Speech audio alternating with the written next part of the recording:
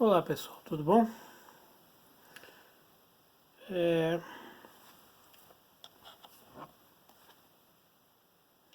Stephen King, A Coisa, It. É claro que isso aqui é uma propaganda enganosa que eu estou fazendo, porque eu não vou falar do livro It.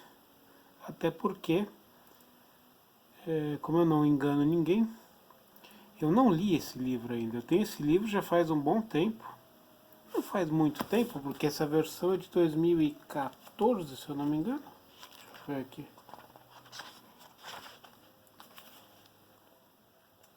Essa edição é de 2014. Bom, não dá pra ver. O livro foi escrito foi publicado em 1986 nos Estados Unidos. Essa edição aqui da editora Objetiva é de 2014. Então, faz 5 anos no máximo que eu tenho esse livro. Se eu não me engano, eu comprei numa feira da USP em 2015 ou 2016, alguma coisa assim. Enfim. Por que eu mostrei o livro? Porque eu vou falar do filme. Na verdade, eu vou falar do filme que tem duas partes, né? De 2017. Em 2017 saiu a primeira parte e agora em 2019 saiu a segunda parte. Como o livro é constituído pelas duas partes, eu vou analisar os dois filmes como um filme só. Porque faz parte da mesma história, eles só simplesmente dividiram em dois porque o livro é muito grande. Nessa versão minha aqui ele tem 1.100 páginas, 1.102 páginas para ser mais exato. Então eles fizeram dois filmes. Um filme tem 2 horas e 15 e outro tem 2 horas e 49, se eu não me engano. Dá assim, se você for somar, dá umas 4 horas e meia de filme, mais ou menos. Ou um pouco mais, 4 horas e 40, quase 5 horas, enfim. É bastante coisa. Eu assisti os dois na sequência. O que eu achei do filme? Bom, existe uma versão da década de 90, se não me engano de 90 ou 91, que saiu uma minissérie em 3 capítulos, que depois saiu em DVD. Eu assisti na época da faculdade ainda. Eu achei interessante, não era grande coisa, mas achei interessante. A versão do palhaço achei muito interessante. E como eu não li o livro, eu até pensei antes de fazer esse filme, vou dar uma maratonada e ler esse livro, mas não dá. Eu estou lendo muitos livros mesmo ao mesmo tempo. Aí para você inserir no meio desse monte de livros que você está lendo um livro de 1.100 páginas, assim, numa maratonada, quer dizer, você teria que pegar aí, sei lá, pegar uma semana só para ler esse livro, não ler mais nada, quer dizer, é pesado, né? Não tava afim de fazer isso não. Então, mais para frente eu vou ler esse livro, obviamente, aí eu tento fazer esse comparativo com o filme. Então não dá para eu dizer para vocês se o filme é realmente 100% livro, se ele está realmente 100% de acordo com o livro, se ele foi baseado 100% de acordo com o livro, porque não dá para saber. Outros filmes baseados em obras de Stephen King não foram feitos, por exemplo, o Iluminado. O Iluminado é de 1990 do Stanley Kubrick. É um filme excelente, um filme maravilhoso, tudo mais, mas o Stephen King reclamou a vida inteira reclamou a vida inteira não, porque ele continua vivo. Reclamou durante muitos anos que essa versão do Kubrick não é fiel ao livro dele. E realmente o final é completamente diferente. Eu já fiz resenha do livro do Stephen King, O Iluminado, aqui, se eu não me engano. Eu acho que eu já fiz. E realmente é totalmente diferente. Aquele eu posso falar porque eu já li o livro e já vi o filme. Essa pendenga entre o Stephen King e o Kubrick só terminou quando o Kubrick tinha os direitos de adaptação do filme, tanto é que ele pagou e fez o filme.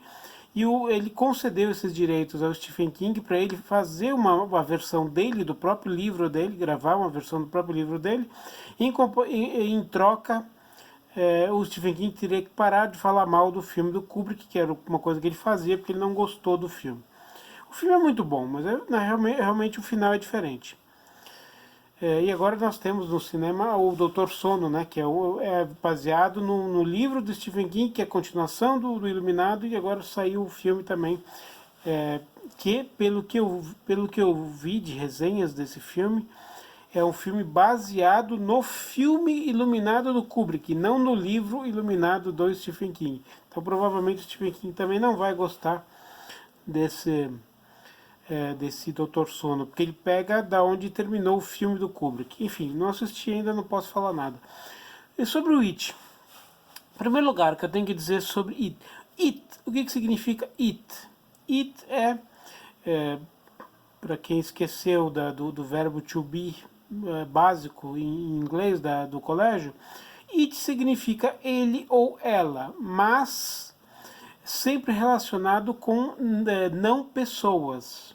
Ou seja, qual é a terceira pessoa do singular em inglês? He, she, it. He é ele, she é ela, e it é ele ou ela, desde que não seja relacionado a uma pessoa. Portanto, o nome it seria she ou he. Só que se você coloca isso como nome de um livro, ele ou ela, em português não tem essa diferenciação. A gente chama ele ou ela dependendo do sexo, do gênero, né? Se é masculino ou feminino. Se você estiver falando do sofá, por exemplo, você vai relacionar a ele, o sofá. Porque nós não temos o it em português. Então, se você está falando do sofá, você vai se relacionar a ele. Se você estiver falando do livro, você vai se relacionar a ele. Ah, eu comprei o livro. Eu comprei ele. Eu o comprei. Enfim, você entendeu. O livro é ele, porque é uma palavra masculina. Vamos pegar uma palavra feminina. Deixa eu ver o que eu tenho aqui. Sei lá, não tenho nada aqui que seja feminino. Não tenho nada que seja feminino aqui. Caceta, meu. Ah, tenho, vai. Aqui, ó. A caneta. A caneta. Ela. A caneta, se eu substituir a caneta, eu substituo por ela. Tá certo? Então, no Brasil, em português, aliás, em português só tem ele e ela. Não tem esse it. Então, esse it é a tradução de ele e ela para para algo que não é humano, ou seja, para uma pessoa. Não é uma pessoa. Então, se você for chamar exatamente o que eu falei, um sofá para ele seria o it. Uma caneta seria it. Então, no caso aqui, por que é it o nome desse livro? Ele foi traduzido como a coisa em português. It, a coisa. Porque é a melhor tradução mesmo que você pode colocar em português. Por quê? It, no significado em inglês, seria alguma coisa, uma entidade, ela ou ele, no sentido do livro e também do filme, por conseguinte do filme, seria ele ou ela, a coisa, a entidade, aquela força maligna que encarna na figura do palhaço, mas que já, tanto no filme quanto eu imagino que no livro também, aliás, no livro também, porque eu já assisti resenhas no YouTube de quem lê o livro, e eles falam que também no livro acontece a mesma coisa. Ela se transforma em outras coisas, não somente no palhaço. O palhaço é a forma mais comum dessa entidade, mas ela se transforma em outras coisas também. Então, é uma entidade que encarna, se transmuta numa forma de aparecer para determinadas pessoas de uma determinada maneira, na maior parte das vezes através do palhaço Pennywise. Então, o que eu achei do filme? Bom, achei o primeiro filme, o de 2017, achei muito interessante, ele é focado basicamente em mostrar como essa entidade apareceu para cada uma das crianças, que são as personagens principais dessa primeira parte, e qual é a relação dessas crianças em relação às outras crianças da comunidade. Ou seja, elas formam o clube dos perdedores, né? Na versão que eu assisti do filme diz clube dos otários, mas está errado. Se você assistir sem legenda ou numa versão não dublada, eles vão falar losers. É clube dos perdedores, não dos otários. Enfim, então é clube dos perdedores. Por que perdedores? Porque são aqueles moleques que são zoados na sala, eles não se adaptam, eles não são aqueles moleques populares, né? Não são aqueles que têm sucesso com as mulheres, ou que são muito inteligentes na escola, ou que têm a desenvoltura, são muito bem relacionados, são nerds, né? Então são pessoas que não são bem aceitas naquela época lá. O filme se passa na década de 80, né? Esses moleques se passam na década de 80. Embora no livro eu saiba que isso é na década de 50. Então, para o filme, foi projetado na década de 80. Então, na década de 80, os nerds eram maltratados, sofriam bullying e tudo mais. E nesse filme mostra exatamente bullying agressivo. Eles apanham, eles são humilhados. Tem um até que recebe um dos caras, dos bulinadores, digamos assim, estava tentando marcar a inicial dele na barriga de um desses losers aí, do gordinho, no caso. Então, o filme mostra essa relação e eles meio que formam esse clube dos perdedores forma uma turma para se defender tanto dos agressores, dos outros moleques mais velhos, normalmente, mais velhos, mais fortes, que fazem bullying contra eles, quanto para se defender dos seus problemas.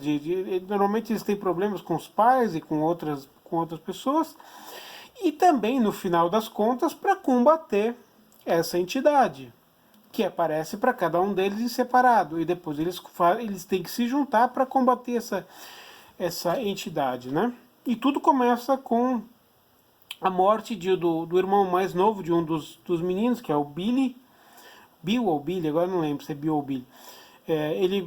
Aquela cena clássica que aparece no início do filme, do menino tá brincando com o barquinho vai descendo a enxurrada ali na sarjeta, né? E cai num bueiro. Aí o menino vai ver lá tentar pegar o barquinho e aparece o palhaço Pennywise.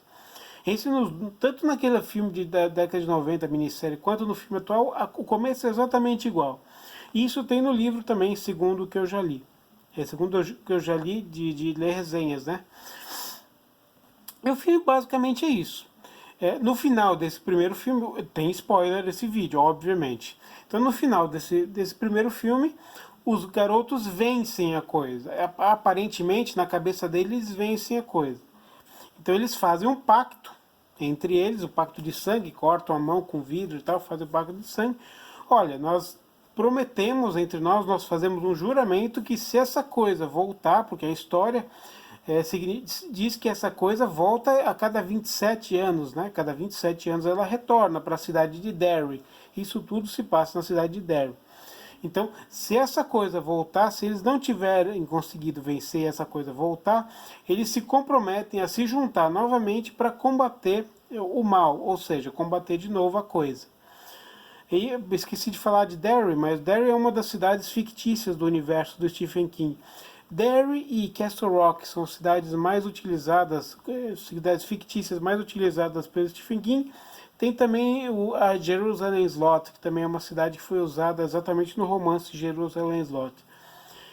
Nesse romance aqui, que eu não li, de novo, não li, mas como ele está dentro do filme e eu estou falando sobre o filme, a cidade de Derry ela é apresentada ela é bem caracterizada como uma cidade pequena, baseada numa cidade real do Maine. Realmente ela fica no Maine, a cidade baseada nela fica no Maine. Basicamente a maioria dos filmes, dos livros de Stephen King se baseiam no Maine, que é o estado onde ele vive. E essa cidade ela personifica exatamente uma cidade pequena, onde o mal está sempre presente. Então, eu já soube por resenhas desse livro, que nesse livro conta muitas histórias antigas do que aconteceu da cidade de Derry e tudo mais. E coisa que no filme não dá para ver, porque o filme é mais conciso. No livro é mais explorado isso. Então, a segunda parte do filme, que é essa versão de 2014, a parte 2, o que acontece? Bom, o Mike, que é desses garotos aí do Clube dos Perdedores, o único que ficou em Derry é o Mike. Ele se tornou bibliotecário e ele cavocou todas as histórias da cidade para saber quando é que surgiu essa coisa, de onde que vem e tudo mais. E ele começa a ouvir que relatos de pessoas desaparecendo e tudo mais, pessoas sendo mortas e desaparecendo e tal. Então ele desconfia que a coisa está de volta, por conta do desaparecimento de crianças, de outras coisas e tal. E ele chama, ele entra em contato, liga para os amigos e fala, ó, a coisa voltou. Vocês fizeram um juramento, vocês têm que voltar para cá. Então chama todos os amigos para a cidade. Um deles, não é o mais fraco de todos, acaba não aguentando ter que lidar de novo com essa entidade e ele se mata. Então ele não aparece, ele comete suicídio, corta os pulsos, se mata. E é o único que não vai para a cidade, todos os outros vão. E a hora que eles se reúnem, é uma festa, eles se reúnem num restaurante, comemoram a amizade dele, relembram as coisas e tudo mais. E uma coisa interessante é que quando eles saíram da cidade, eles meio que apagaram esse passado. Então eles não se lembram da luta que eles tiveram contra a coisa, o que aconteceu e tudo mais. E quando eles voltam, conforme eles vão ficando na cidade, vão andando pela cidade, as memórias vão reavivando as memórias neles. Então, as memórias vão sendo reativadas. Então, eles vão relembrando aquilo que eles passaram. E depois que o Mike comunica a eles, ó, vocês vieram aqui, eu chamei vocês aqui porque a coisa está de volta, nós temos que lutar contra ela. Vocês fizeram um juramento e tudo mais. E aí quase todos eles, nada, de jeito nenhum, vamos embora, imagina, vou brigar com esse bicho de novo, vamos embora e tudo mais. E aí uns acabam convencendo os outros e tudo mais, no final das contas eles ficam e resolvem enfrentar a coisa. Então eles começam a ver fantasmas do passado, cada um começa a visitar a casa onde morou, as pessoas com quem conviveram, as que estão vivas ainda, etc. E começam a rever situações, começam a ter alucinações com a coisa e tudo mais. Até que chega no final que vai ter o grande desfecho, onde eles vão confrontar realmente essa entidade, que ela vai se transformar, ela fica grande, ela fica pequena, assume forma de palhaço, forma de outras coisas e tudo mais. Como é que é qual é a solução para conseguir combater a coisa? Bom, o Mike, através das pesquisas que ele fez e tudo mais, ele descobriu que isso é uma entidade que chegou muito tempo atrás, na época dos indígenas e tudo mais, e que os indígenas tinham um ritual para matar essa coisa e tudo mais, mas eles precisavam acreditar que aquele ritual matasse a coisa, ou seja, uma coisa mais psicológica. Se você se você fizesse o ritual sem acreditar que esse ritual pudesse matar essa entidade, a coisa simplesmente não aconteceria. Então, é aquele negócio, é mais ou menos como funciona rituais religiosos e outras coisas do tipo. Se você não acreditar, se você acreditar que aquilo lá funciona, ainda que fisicamente não funcione, ele vai funcionar para você, ele vai te trazer uma paz, um espírito, uma coisa do tipo, ritual religioso. Se você não acreditar, aquilo ali não serve para nada. A religião funciona basicamente, não, totalmente na base da fé. Se você não tiver a fé, ela não vai funcionar. Então, no caso desse ritual aqui, não é um ritual religioso, mas é um ritual que eles precisam acreditar que vai funcionar. E sendo bem direto, né? Não vou, assim, se você está assistindo esse vídeo, certamente você já assistiu o filme, né? Então, já leu o livro, já assistiu o filme, então você já sabe qual é o final. Eles precisam convencer a coisa se transforma num negócio, um palhaço gigantesco, e eles começam, através desse ritual, fazer com que a coisa tenha medo deles, porque a coisa se alimenta do medo deles. A entidade se alimenta do medo deles. Então eles têm que fazer com que a entidade tenha medo deles, com que a entidade não consiga mais assustá-los, que eles não tenham mais medo, eles percam o medo da entidade e a entidade passe a temê-los. E aí ela começa a definhar, até que ela fica num tamanho pequeno, ridiculamente pequeno, e finalmente ela é derrotada por eles. Aí vocês vão dizer, mas realmente ela foi derrotada? Bom, como não tem a parte 3, porque o Stephen King escreveu o It e não escreveu nenhuma continuação para o It é um livro que não tem continuação, então realmente eles venceram a coisa e o livro se encerra ali, o filme se encerra ali, e tudo segue feliz para sempre, vamos dizer assim, e a vida continua, digamos assim.